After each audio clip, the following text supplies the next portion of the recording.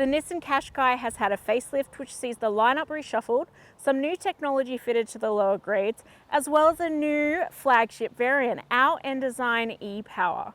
And in this review, we're testing whether or not this hybrid ticks the box when it comes to efficiency and what else it brings to the table. So stay watching to see what we've discovered. With the midlife upgrade comes a reshuffle of the trim levels available, and there's now 5 to choose from. You also get 2 powertrains to choose from, for the second from the top TIL model. Well, the model on test for this review is the flagship N-Design e-Power variant, which is a hybrid, and its price positions it at the top of its small SUV rivals, the Hyundai Kona N-Line Premium and the Toyota Corolla Cross Atmos.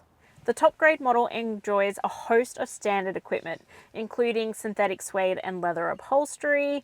You have heated front seats, a heated steering wheel, panoramic sunroof, as well as high-end looking technology, which includes dual 12.3-inch displays and phone mirroring capabilities.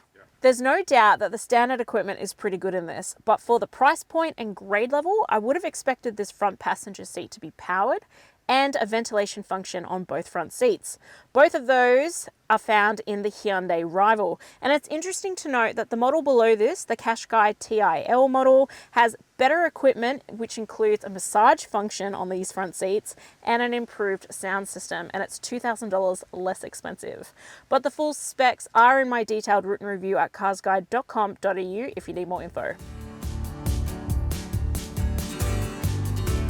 The Qashqai is sharply styled with crisp pleating across its body paneling, but the N-Design also gets unique 20-inch alloy wheels, a lot of black accents across the body, as well as sequential turn signals, which really add to the sporty roadside presence. And the Fuji sunset red paintwork of our test model adds some spice to its curb appeal. The cabin feels high-end with its mix of synthetic, suede and leather upholstery that's scattered liberally across the dash, doors and seats. It looks great in here. The black headliner hides the panoramic sunroof, but you can open it when you need to feel a little bit of airiness in here. And the dashboard has a really nice mix of traditional and modern, with the buttons and dials and the dual 12.3-inch displays. The design looks great and it feels really high-end and plush in here. The only drawback I have found is that the synthetic leather does feel a little bit too plasticky for my liking. But other than that, it's a cabin that's going to appeal to a wide range of people. The front row offers a lot of comfort and access is excellent with the wide door apertures and 175mm ground clearance. There's not going to be any grunts getting in and out of this car. The seats do sit on the firmer side on comfort, but they're nice for longer journeys still. And I am still disappointed that this front passenger seat is non-powered, but both feature lumbar support, which is good. Storage is about what you would expect for a small SUV. You get a glove box, a middle console with a shelf, 4 drink holders, as well as a dedicated phone cradle that easily held my iPhone 15 Pro Max. The 12.3-inch touchscreen multimedia system looks really great with its graphics and is simple to operate once you spend some time with it. The built-in sat-nav is easy to use, and so is the wireless Apple CarPlay, but it also has wireless Android Auto for those users too. There's not a lot of customizations available on the 12.3-inch digital instrument cluster, but it has all the relevant information in easy-to-read graphics. You also get a colored head-up display, and other than that, the charging options up front are pretty good, with a 12-volt socket, 2 USB-C ports, and a wireless charging pad. The back seat is a little bit cozy, but it's not unexpected for the class. I have enough room behind my driving position. I'm only 168 centimeters tall though, and I wouldn't probably want to be over 6 foot and being back here on a longer journey. Because of the width of the seat, I probably would think of this also as a 2-seater for adults, not a 3-seater. Storage and amenities are alright, with a couple of map pockets and USB-C ports, directional air vents and 4 drink holders. The armrest sits at a good height for it to be comfortable, and this row is as accessible as the front. The boot has up to 404 litres of capacity available, which is as large as its non-hybrid siblings. The aperture's nice and wide, and the level loading space makes it a fairly easy car to get bigger items in and out of. Although this cover that hides all the hybrid stuff does annoyingly get in the way sometimes. You get a temporary spare tire underneath the floor and a power tailgate in this model, which I always appreciate. The end design is a hybrid and pairs a 1.5 litre 3-cylinder turbo petrol engine with a single electric motor. And together they produce up to 140 kilowatts of power and 330 newton-meters of torque. But it's how they interact that's the fun part.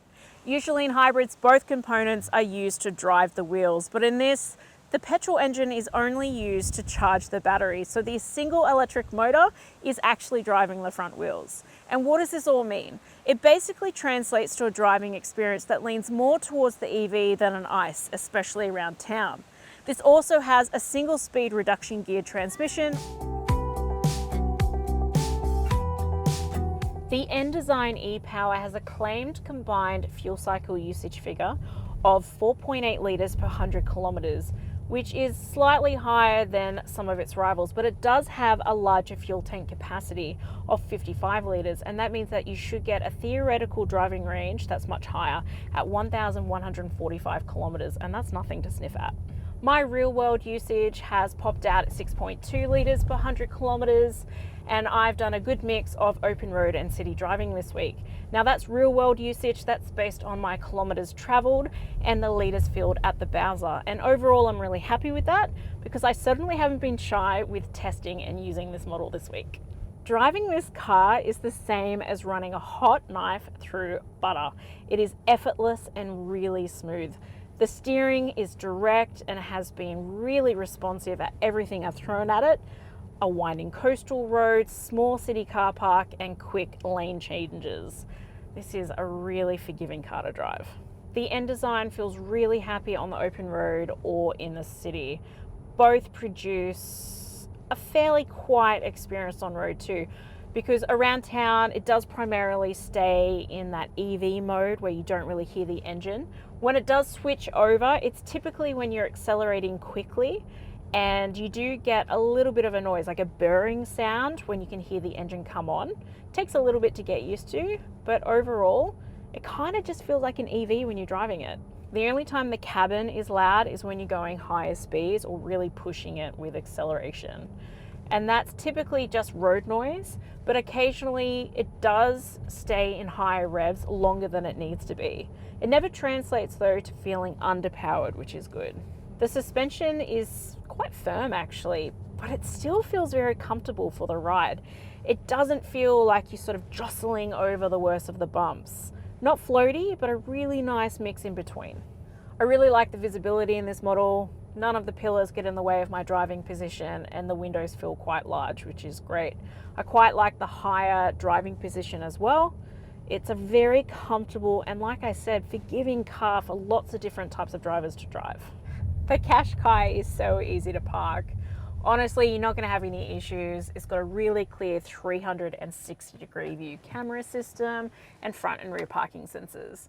Its size is also very friendly for tight city car parks.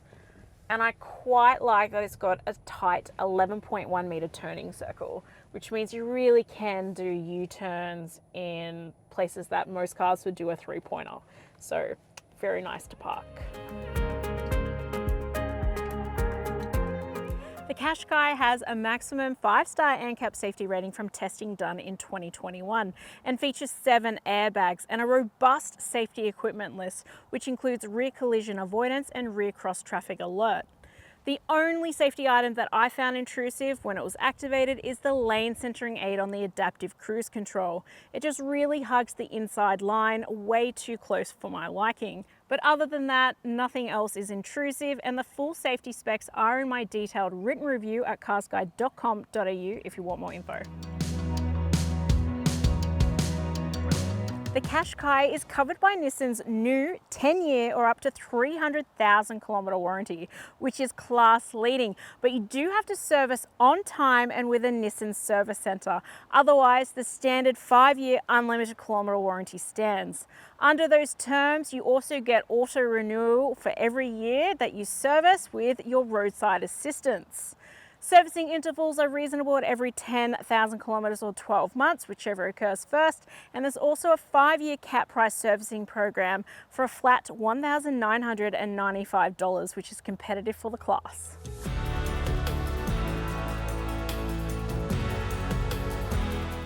The updated Nissan Qashqai and Design e-Power is a well-rounded package that offers comfort, style and decent efficiency. It's the on-road driving though that's going to win you over, because it's short-footed and an easygoing drive, and the small SUV size and hybrid powertrain makes it a real winner in the city, and that's why it gets a score that's on your screen now. But if you're after more details, check out my full written review at carsguide.com.au. I'll see you next week.